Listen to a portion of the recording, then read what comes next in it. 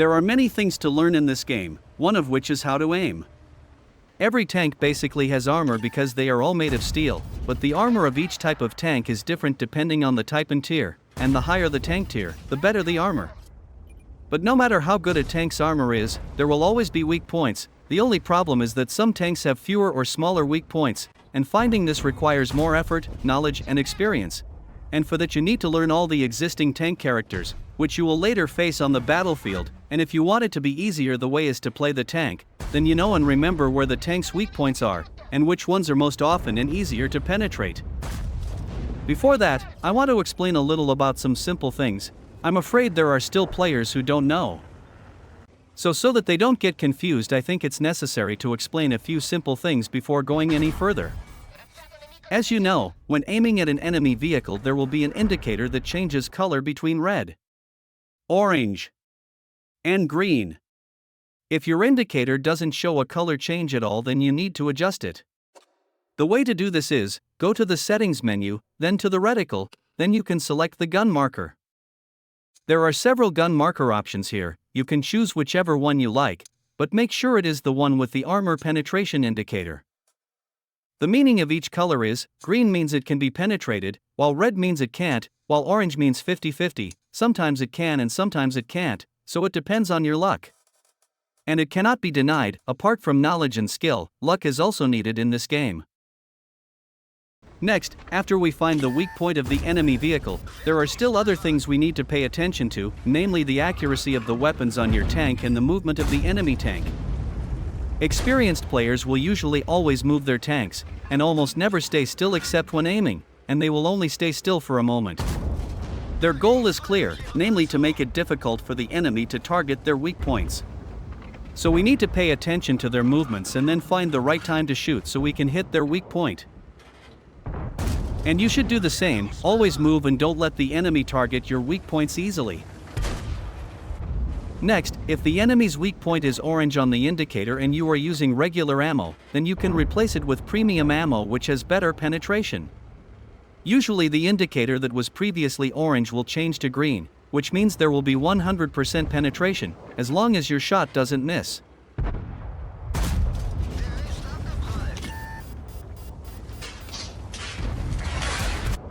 As with armor, the accuracy of each vehicle is also different, but fortunately we can make improvements to this.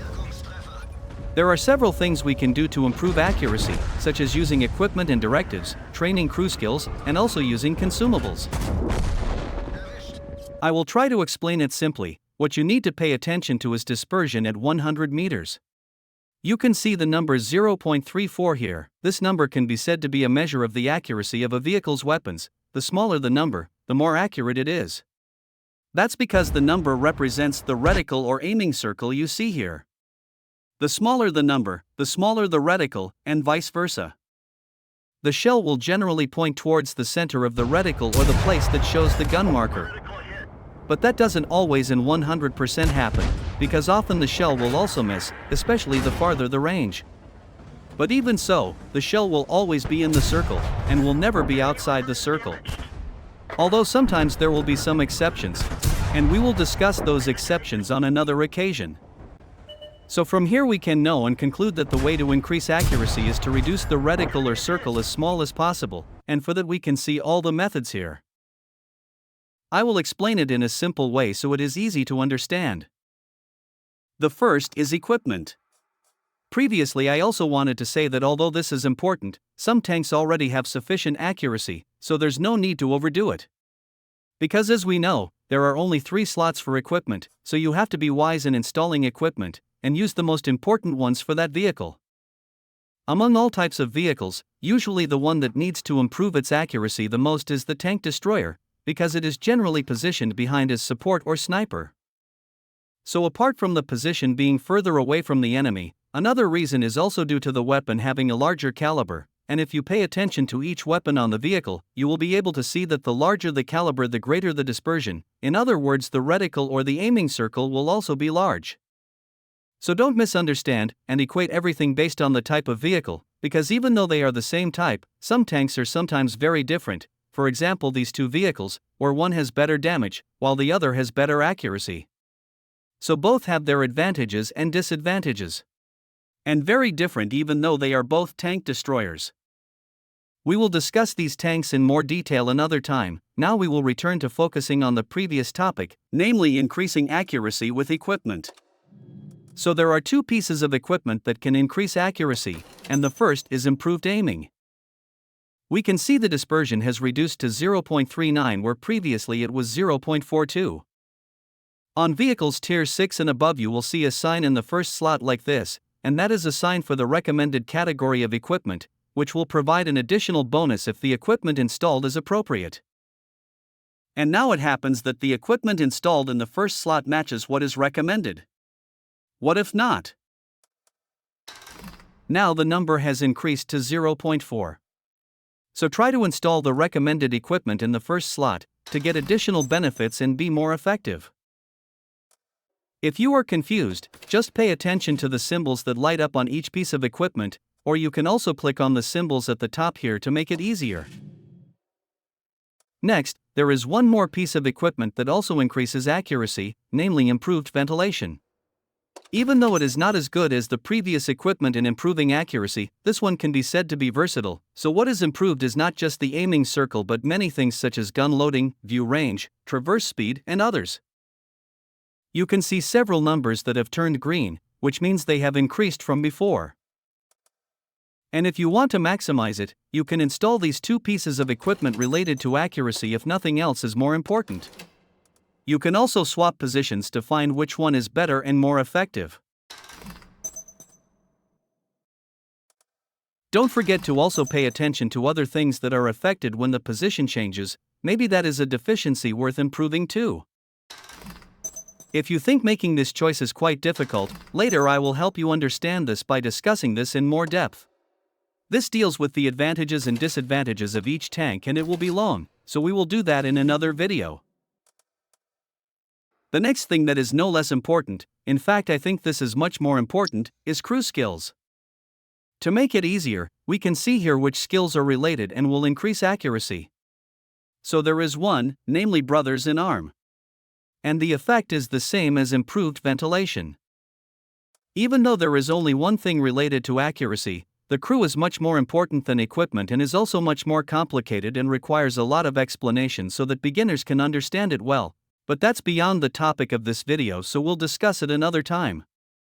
Let's move on to the next thing, namely consumables.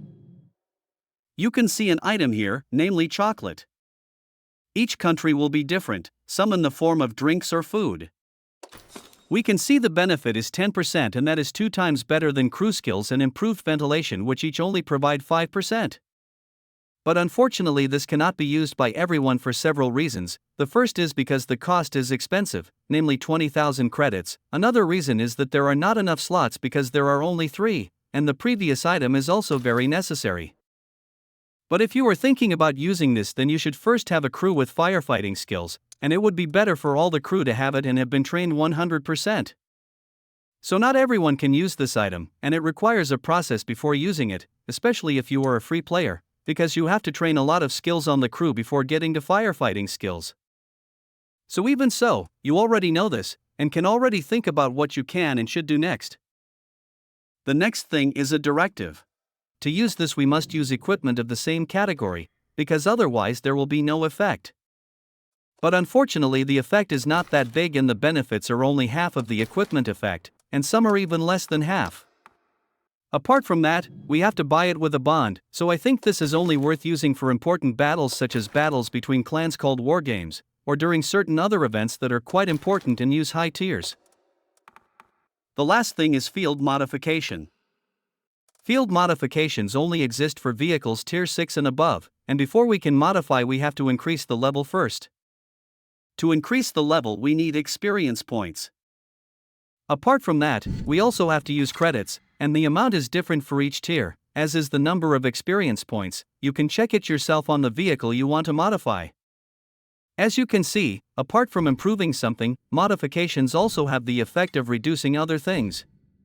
And to be honest, I have never done this until now. Because I think everything is important and I don't want to reduce anything, especially if there are costs for that. But maybe someday if I have a new vehicle, and it really needs to be modified, then I will do it.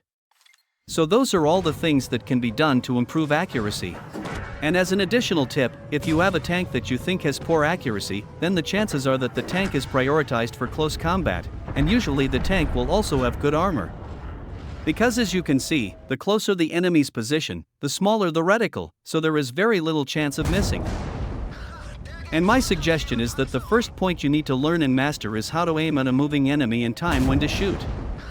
And get used to moving irregularly, so that it is difficult for your enemy to know where you are going to move next, which of course will make it difficult for the enemy to aim, so don't just move forward and backward. And as you can see, some enemies will sneak up and target the back of your vehicle, because that is the weakest point of all tanks. And you can also do the same thing if you meet an enemy who is difficult to face from the front. Find a way to sneak around so you can get behind him if you have the opportunity.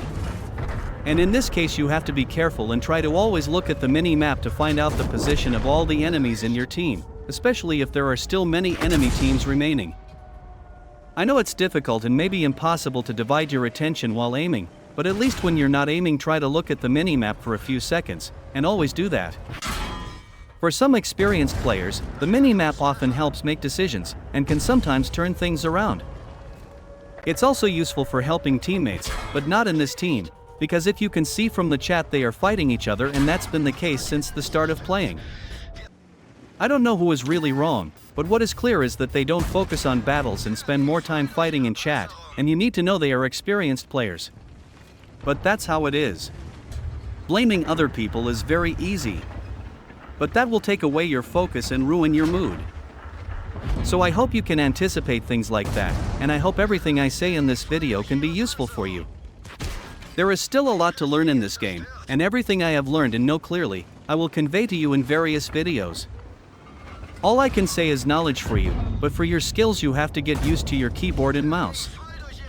Keep learning and trying to be better. Losing and winning are normal things in every game, and sometimes it's not anyone's fault, it's just that we have to have the courage to admit that the opposing team is doing better.